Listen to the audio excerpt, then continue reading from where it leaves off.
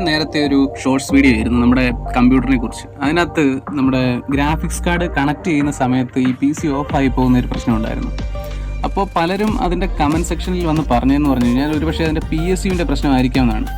ഒരുപാട് പേരൊന്നും പറഞ്ഞില്ല കേട്ടോ, കുറച്ച് കമൻറ്റുകളൊക്കെ വന്നുള്ളൂ. അതിനകത്ത് ഏകദേശം ആവറേജ് എടുത്ത് നോക്കുമ്പോൾ എല്ലാവരും പറഞ്ഞത് PSUവിൻ്റെ പ്രശ്നമായിരിക്കാം. ഒരുപക്ഷെ ഞാനും ഒരു നിഗമനത്തിൽ എത്തിയത് PSUവിൻ്റെ പ്രശ്നമായിരിക്കുമെന്ന് തന്നെയാണ്. അങ്ങനെ 2489 രൂപ കൊടുത്ത് ആമസോണിൽ നിന്ന് ഞാനൊരു PSU ഒന്ന് ഓർഡർ ചെയ്ത് 3-ാമത്തെ ദിവസം ഐറ്റം ഡെലിവറി ആയി.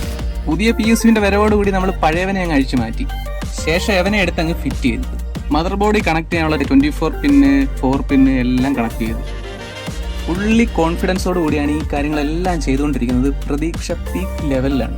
ഇനി നമ്മൾ ഗ്രാഫിക്സ് കാർഡിലോട്ട് വന്നു കഴിഞ്ഞാൽ ഒരു ഫാക്ടറി ഓവർ ക്ലോക്ക്ഡ് ആയിട്ടുള്ള ഒരു RX 570യുടെ ഗ്രാഫിക്സ് കാർഡാണ് നമ്മുടെ കയ്യിലുള്ളത്. ഞാനിത് വാങ്ങുന്നത് യൂസ്ഡ് ഗ്രാഫിക്സ് കാർഡുകളൊക്കെ വിൽക്കുന്ന ഒരു ഓൺലൈൻ സൈറ്റിൽ നിന്നാണ്. RX 570 എന്ന് പറയുമ്പോൾ അത്യാവശ്യം നല്ല ഗ്രാഫിക്സ് കാർഡാണ്. അത്യാവശ്യം ഗെയിമിങ് എഡിറ്റിംഗ് ഒക്കെ ഇതിനകത്ത് പറ്റും. കൂടുതൽ പേരും കേട്ടിട്ടുണ്ടായിരിക്കുന്നത് RX 580യെ കുറിച്ചായിരിക്കും. അത് ഇതിൻ്റെ വേറൊരു വേരിയൻ്റ്. അങ്ങനെ പഴയ PSU അഴിച്ചു മാറ്റി പുതിയ PSU വെച്ച ശേഷം എവനെ നമ്മൾ മദർ ബോർഡിലോട്ട് കണക്ട് ചെയ്യും. പിന്നീട് നടന്നത് ചരിത്രം.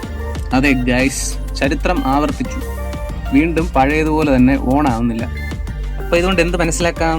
ഓടിച്ചാടി കയറി പോയിട്ട് PSU ഒക്കെ മേടിക്കുന്നതിന് മുമ്പ് ഫ്രണ്ട്സിനൊക്കെ കമ്പ്യൂട്ടറൊക്കെ ഉണ്ടെങ്കിൽ അതിനകത്ത് കൊണ്ടുപോയി ഇതൊക്കെ ഒന്ന് കണക്ട് ചെയ്ത് ഇതിൻ്റെ തന്നെ പ്രശ്നമാണോ എന്നൊക്കെ ഉള്ളത് നോക്കണം. പിന്നെ എല്ലാവരും ഒന്നും സമ്മതിക്കത്തില്ല, സമ്മതിക്കുന്നവരുണ്ട്.